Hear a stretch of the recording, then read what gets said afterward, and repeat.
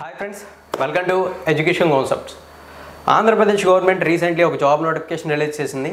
అయితే ఈ నోటిఫికేషన్ మనకి అవుట్ సోర్సింగ్ బేసిక్ పోస్టులకు సంబంధించి. అయితే ఈ నోటిఫికేషన్ ఏ డిపార్ట్మెంట్లో రిలీజ్ అయింది, అలాగే ఎటువంటి పోస్టులు ఉన్నాయి, క్వాలిఫికేషన్స్ ఏంటి అనే వివరాల్ని స్టెప్ బై స్టెప్ క్లియర్లీ ఈ వీడియోలో మనం తెలుసుకోబోతున్నాం. ఇఫ్ ఇన్ కేస్ మీకు ఆంధ్రప్రదేశ్ గవర్నమెంట్ అవుట్ సోర్సింగ్ జాబ్స్పై ఇంట్రెస్ట్ ఉంటే మీరు చేయాల్సిన పని వీడియోని అయితే స్కిప్ చేయకుండా ఎండింగ్ వరకు చూసి నోటిఫికేషన్ డీటెయిల్స్ అన్నీ కూడా స్టెప్ బై స్టెప్ క్లియర్లీ తెలుసుకోవాలి. ఒకవేళ మీకు ఏమైనా డౌట్స్ ఉన్నాయనిపిస్తే వీడియోని పూర్తిగా చూసిన తర్వాత అప్పుడు మీ డౌట్ని కామెంట్ సెక్షన్లో కామెంట్ చేస్తే వీలైనంత వరకు నేను వాటిని క్లారిఫై అయితే చేస్తాను.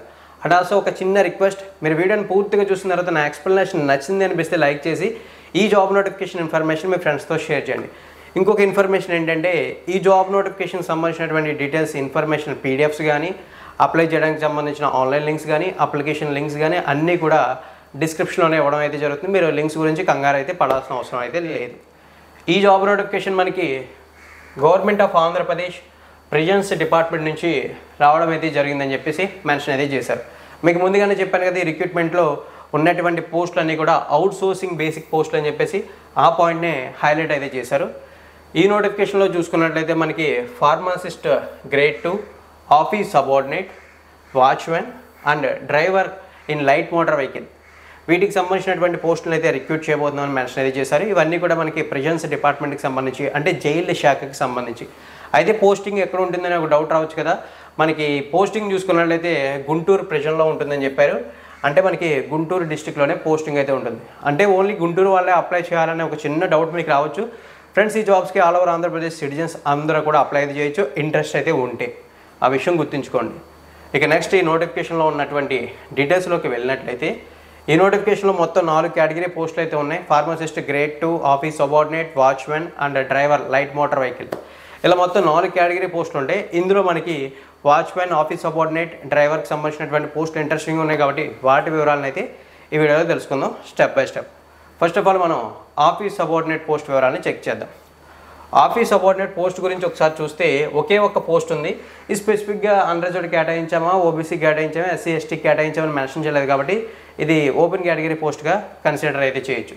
క్వాలిఫికేషన్ చూసుకుంటే 7th క్లాస్ పాస్ అయి ఉండాలని చెప్పేసి మెన్షన్ అయితే చేశారు. అలాగే ఎవరైతే ఈ జాబ్కి సెలెక్ట్ అవుతారో వాళ్ళకి తెలుగు లాంగ్వేజ్ అనేది చదవడం రావాలి, రాయడం రావాలి, మాట్లాడడం రావాలని చెప్పేసి పాయింట్స్ అయితే మెన్షన్ అయితే చేశారు. ఇక్కడ వివరాలు చూడండి.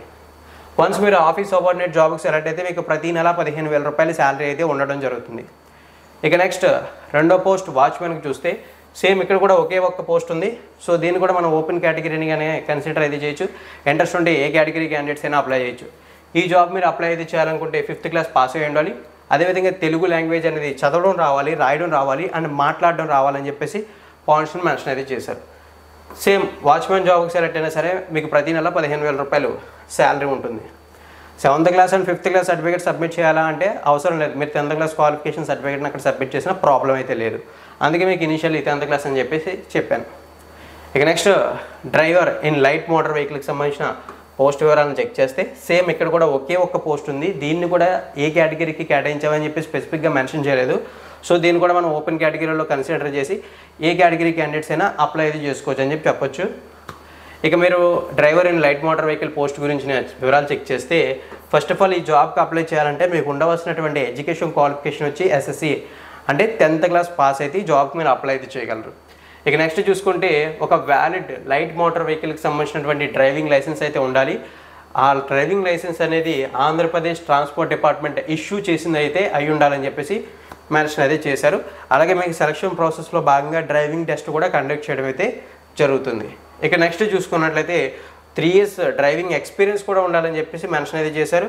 ఏదైతే లైట్ మోటార్ వెహికల్స్ ఉంటాయో వాటికి సంబంధించినటువంటి మైనర్ రిపేర్స్ ఏవైతే ఉంటాయో, పంచెస్ పడడం లేదా బ్రేక్ డౌన్ అవ్వడం ఇలాంటి చిన్న చిన్న రిపేర్స్ ఉంటాయి, వాటిని వర్క్ చేసేటటువంటి మెకానిజం కూడా వచ్చి ఉండాలని చెప్పారు. అంటే ప్రాబ్లమ్స్ ఐడెంటిఫై చేయడం, వాటిని సమ్ అడిషనల్ ఇమీడియట్లీ సిచ్యువేషన్స్లో రెక్టిఫై చేయడం, ఇలాంటివి నాలెడ్జ్ ఉండాలని చెప్పి మెన్షన్ చేశారు. దానితో పాటు మెన్షన్ చేసినటువంటి ఇంకొక పాయింట్ ఏంటంటే మంచి నాలెడ్జ్ ఉండాలన్నారు. అదేంటంటే రోడ్ సైన్స్కి సంబంధించి అండ్ రోడ్ సిగ్నల్స్కి సంబంధించి, అంటే మనకి ట్రాఫిక్ సిగ్నల్స్ ఏవైతే ఉంటే వాటికి సంబంధించి ఏ సిగ్నల్కి ఎలాంటి డెసిషన్ తీసుకోవాలనేటటువంటి నాలెడ్జ్ ఉండాలి. అదేవిధంగా యూటర్న్కి సంబంధించి ఎటువంటి సైన్స్ ఉంటాయి ఆ సైన్స్ మీద కూడా నాలెడ్జ్ ఉండాలని చెప్పారు. ఇఫ్ ఇన్ కేస్ మీరు driver in light motor vehicle పోస్ట్కి సెలెక్ట్ అయితే 18,500 రూపాయలు ప్రతి నెల శాలరీ ఉంటుందని చెప్పారు. ఇవైతే ఈ పోస్టులకు సంబంధించినటువంటి డీటెయిల్స్.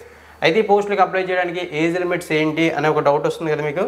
ఏజ్ లిమిట్స్ చూసుకుంటే ఈ పోస్ట్కి అప్లై చేయాలంటే మీ ఏజ్ మినిమం 18 సంవత్సరాలు, మ్యాక్సిమం 42 సంవత్సరాల వరకు అప్లై చేయొచ్చు.